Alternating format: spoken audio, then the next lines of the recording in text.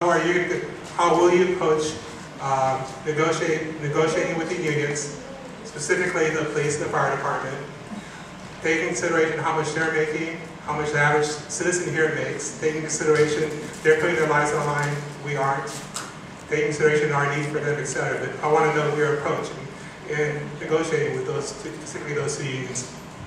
So they said we were understaffed. We have 0.87 police officers per 1,000 people in Chula Vista. And so we did a matrix study, that's the company that did the study, who said a more accurate way to judge whether we're understaffed or overstaffed is to find out how much extra time they have after they go to calls. So we only have 22% of the police officers' time going to calls, left over after they go to calls right now. They say we need 44%, so they say we need more police officers. That will also cut down the overtime we have to pay, which is a very big expense too.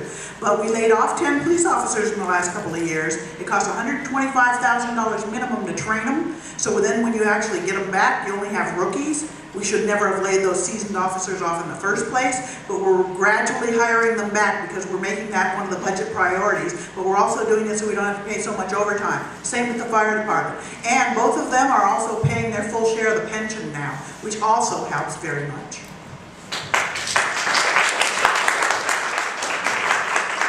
I'm talking about the endorsement of the police and fire departments. And as far as their salary and their benefits go, they have really, in comparison to salaries around the city of Chula Vista, it may seem like it's high, but really they're losing ground in comparison to other cities in the county of San Diego.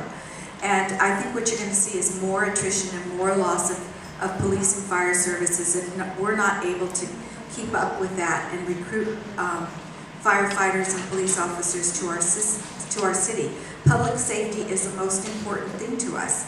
And we see that the crime rate is creeping up. The criminals out there know we're short-handed.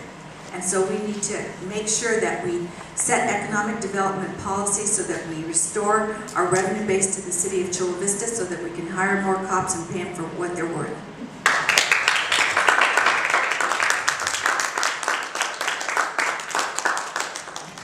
Some of you may recall that I was vehemently opposed by both the police and firefighters associations back in 2010.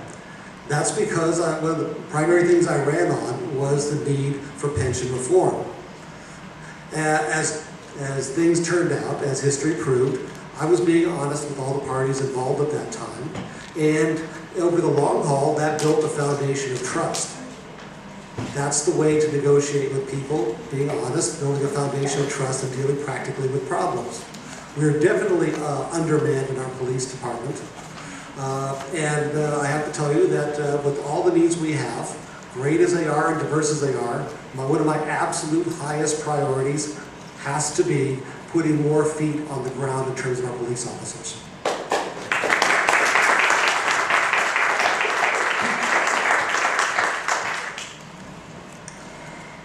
I strongly support our award-winning police department, and because my opponent has mischaracterized my record, let me be clear. I have exactly the same voting record on public safety contracts as Pat Aguilar, Rudy Ramirez, Steve Castaneda, and Cheryl Cox. We recently voted to improve staffing levels. We all want a strong and proactive police force, and one that remains competitive.